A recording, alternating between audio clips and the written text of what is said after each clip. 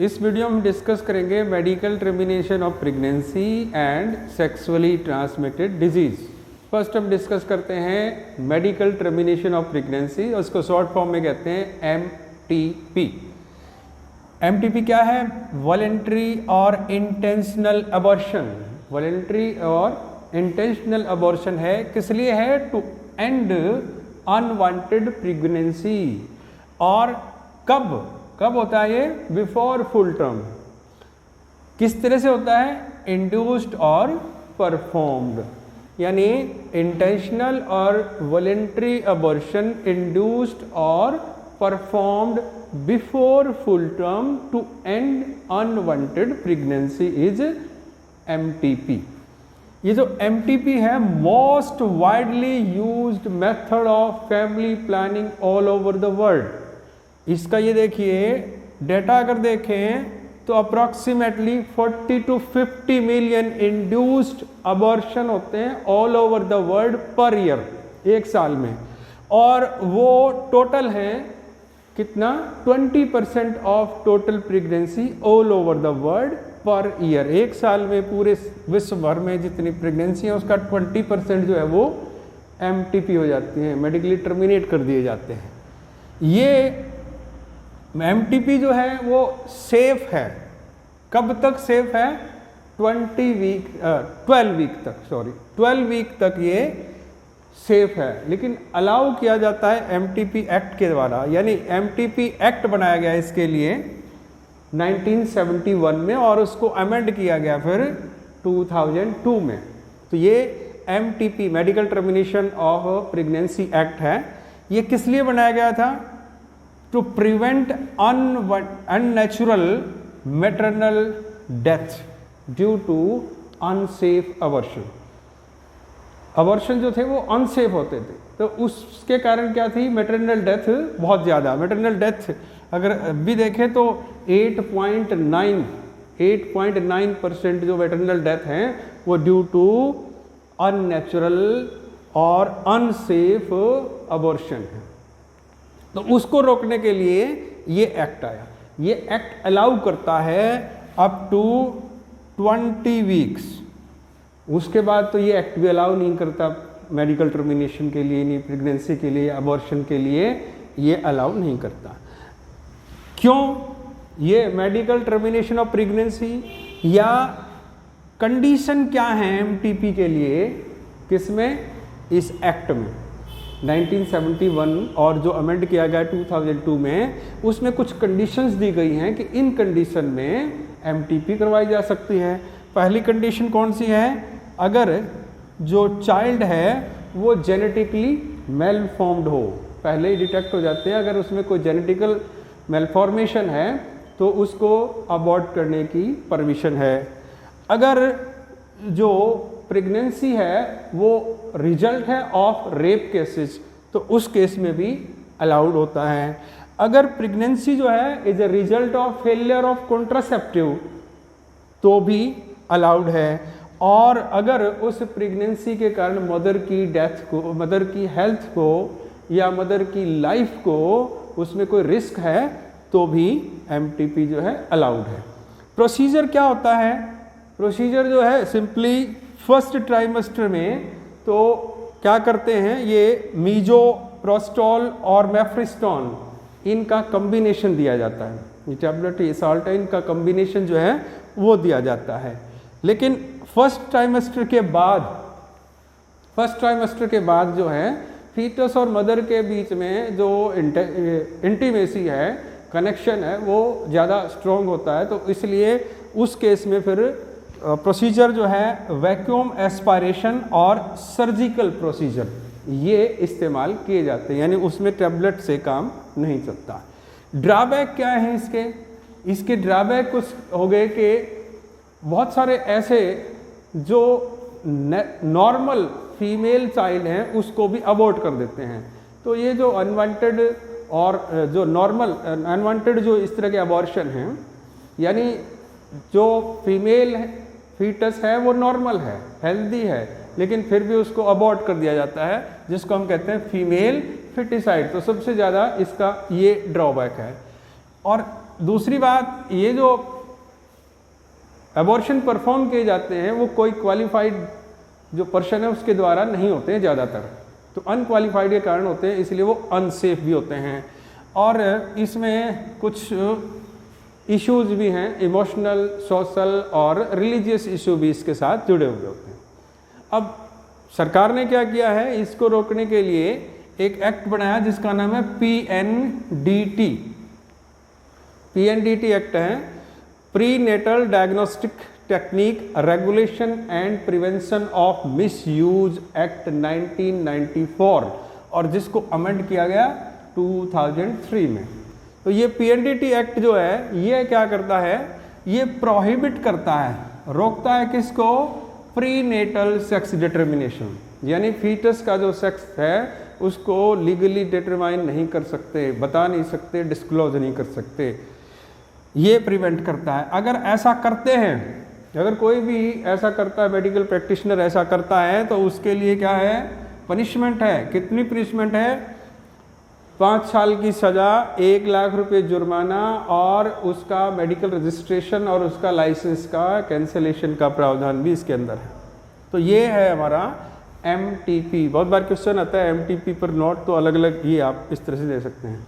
Next है sexually transmitted disease और STD और विनरल डिजीज और रिप्रोडक्टिव ट्रैक इन्फेक्शन, तो इसको STD भी कहते हैं, VD भी कहते हैं, RTI भी कहते हैं।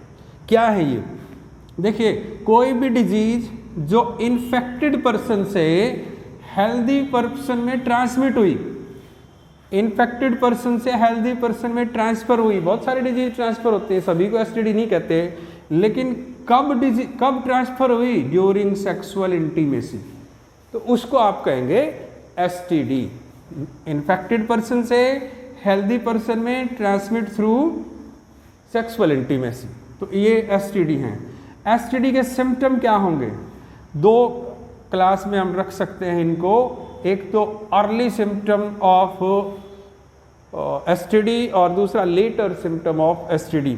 अर्ली सिम्टम में क्या मिलता है, itching in the region of genitalia, itching और fluid discharge from genitalia, slight pain in genitalia, swelling in genital region. तो itching, fluid discharge, slight pain, redness, swelling, ये अर्ली सिम्टम होते हैं। और लेटर स्टेजेज में अगर इसको ट्रीट ना किया जाए तो ये हो सकता है PID, pelvic inflammatory disease, abortion का रीजन भी हो सकता है ये, इसके कारण स्टिल बर्थ हो सकता है, इसके कारण इनफर्टिलिटी हो सकती है, और अगर ट्रीट ना किया जाए तो cancer of reproductive tract.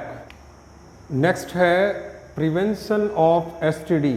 STD को प्रिवेंट करने के लिए क्या हम मेथड अडॉप्ट कर सकते हैं, सबसे पहला तो ये है कि हम अवॉइड करें sexual intimacy with unknown partner, दूसरा है during sexual intercourse use of condom, और तीसरा है during any doubt about STD consult A qualified doctor. तो डॉक्टर को कंसल्ट कर सकते हैं जब भी डाउट हो, अननोन पार्टनर को अवॉइड करें और कंडोम का यूज़ करें, तो प्रिवेंट कर सकते हैं STD को। STD जो हो गई, तो कन्फर्मेटरी टेस्ट क्या होते हैं, बहुत बार क्वेश्चन पूछा जाता है, क्या कन्फर्मेशन होती है, कैसे कन्फर्म करते हैं। तो कन्फर्म करने के लिए ये 3 तरीके हैं, एक तो ELISA कहते हैं जिसको, एंजाइम लिंक्ड इम्यूनोसॉर्बेंट एसे, या दूसरा हो सकता है पॉलीमरेज चेन रिएक्शन, और तीसरा हो सकता है DNA हाइब्रिडाइजेशन। तो ELISA, PCR और DNA हाइब्रिडाइजेशन टेक्निक से हम कंफर्म करते हैं STD को। अब हम डिस्कस करेंगे डिफरेंट टाइप ऑफ STD जो कॉमन है, और वो हम क्लास वाइज डिस्कस करेंगे, जैसे बैक्टीरिया से कौन सी होती हैं, क्लेमाइडिया से कौन सी होती हैं, वायरस से, प्रोटोजोआ से। तो फर्स्ट हम देखते हैं बैक्टीरियल, यानी STD caused by bacteria. First disease है सिफिलिस। हर एक डिजीज़ का हमें क्या डिस्कस करना है, एक तो पैथोजन क्या है उसका, और दूसरा उसके सिम्टम क्या है, और तीसरा उसका ट्रीटमेंट क्या है। तो पैथोजन देखिए, सिफिलिस जो है उसका पैथोजन है ट्रेपोनीमा पैलेडियम। तो जो ट्रेपोनीमा पैलेडियम है ये इसका सिफिलिस का काजल ऑर्गेनिज्म और पैथोजन है। सिम्टम क्या होंगे इसका? सिम्टम ये देखिए, अल्सर है ऑन जेनिटलिया, लेकिन वो अल्सर जो है वो ऐसे जिसके ऊपर पेन नहीं होगा, painless ulcer on genitalia. Swelling हो जाती है, लिम्फ ग्लैंड और लिम्फ नोड जो होते हैं वहाँ स्वेलिंग हो जाएगी। स्किन रैसेज, स्किन के ऊपर रैसेज आ जाते हैं। फीवर हो जाता है, जॉइंट पेन हो जाता है और पैरालिसिस तक हो सकता है of legs, paralysis of legs, और एडवांस स्टेज में ब्रेन हेमरेज तक भी इसमें हो जाता है। इसको ट्रीट कैसे किया जाता है? ये बैक्टीरियल जो होते हैं उसको हम ट्रीट कर सकते हैं, जैसे पेनिसिलिन है, टेट्रासाइक्लिन है, इससे हम इनको ट्रीट करते हैं। सेकंड जो डिजीज है वो है गोनोरिया। इसका जो पैथोजन है वो है नेसीरिया गोनोरिया। सिम्टम क्या होंगे? इसमें फ्लूइड डिस्चार्ज होता है, फ्लूइड डिस्चार्ज फ्रॉम वेजिना। किस तरह का? पस कंटेनिंग फ्लूइड डिस्चार्ज होता है और बर्निंग सेंसेशन होगी during urination, burning sensation during urination. Arthritis यानी ज्वाइंट पेन इसमें भी होगा, और एक अलग चीज़ इसमें जो है वो यहाँ आई इन्फेक्शन भी हो सकता है। इसको ट्रीट करते हैं पेनिसिलिन से, एम्पिसिलिन से, और अगर आई इन्फेक्शन है तो 1% AgNO3 जो है वो डाला जाता है ट्रीट करने के लिए। नेक्स्ट जो है वो है कैंक्रोइड। पैथोजन क्या है? हीमोफिलस डुक्रेई। सिम्टम क्या है? अल्सर होंगे ओवर जेनिटलिया, और ये जो अल्सर हैं वो पेनफुल हैं और उसके अंदर ब्लीडिंग होती है, पेनफुल हैं और ब्लीडिंग होगी। नेक्स्ट देखिए, STD caused by chlamydia, chlamydiasis. Pathogen देखिए क्या है? Chlamydia trachomatis, chlamydia trachomatis. Symptom क्या होंगे? इसमें जो डिस्चार्ज होगा वो थिक है, थिक डिस्चार्ज होगा, बर्निंग होगी, बर्निंग सेंसेशन होगी ड्यूरिंग यूरिनेशन। ट्रीटमेंट किस तरह से? टेट्रासाइक्लिन से भी ट्रीट कर सकते हैं इसको। STD caused bye protozoa. ये देखिए, प्रोटोजोआ से जो डिजीज होती है वो ट्रैकोमोनासिस, ये पैथोजन जो है उसके नाम से है।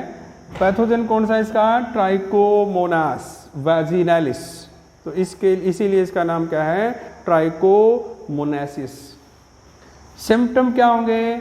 इसमें येलो डिस्चार्ज होगा, फाउल स्मेल का येलो डिस्चार्ज होगा, इन्फ्लेमेशन होगी ऑफ म्यूकस मेम्ब्रेन, और बर्निंग सेंसेशन होती हैं ड्यूरिंग यूरिनेशन। नेक्स्ट है एसटीडी कॉज्ड बाय वायरस। देखिए, AIDS, acquired immunodeficiency syndrome. Pathogen और कॉजल ऑर्गेनिज्म क्या है इसका? Human immunodeficiency virus HIV। Symptom क्या है इसके? सिम्टम देखिए, एड्स का सिम्टम क्या है? फीवर होगा, वेट लॉस होगा, बॉडी लेथर्जिक हो जाएगी और नोजिया, ये इसके सिम्टम होंगे। ट्रीटमेंट, वैसे कोई ट्रीटमेंट परमानेंट क्योर इसका नहीं है, फिर भी इसको ट्रीट करने के लिए दिया जाता है जाइडोवुडीन और डाइडोनोसिन, इसको दिया जाता है। उसके बाद नेक्स्ट है हेपेटाइटिस बी। इसके लिए पैथोजन जो होगा वो हेपेटाइटिस बी वायरस है। इसके वो सिम्टम अगर देखें तो फटीग होगा बॉडी के अंदर, एब्डोमिनल पेन होगा, जॉन्डिस होगा और लीवर कैंसर भी हो सकता है। ट्रीटमेंट इसका करते हैं अल्फा इंटरफेरॉन दे के हम इस डिजीज़ को ट्रीट करते हैं। जेनिटल हेर्पस, जो जेनिटल हेर्पस डिजीज है, इसका जो पैथोजन है वो हर्पस सिम्प्लेक्स वायरस। इसके जो सिम्टम होंगे वो पेनफुल जेनिटल ब्लिस्टर होंगे, जेनिटलिया जो है उसके ऊपर पेनफुल ब्लिस्टर होंगे, ईचिंग होगी इन जेनिटल रीजन, और वेजाइनल और यूरेथ्रल डिस्चार्ज होंगे। अब ये जो डिजीज है तीन, एड्स, हेपेटाइटिस बी और जेनिटल हर्पस, ये नॉन क्योरेबल डिजीज हैं, इनका भी कोई ट्रीटमेंट अवेलेबल नहीं है।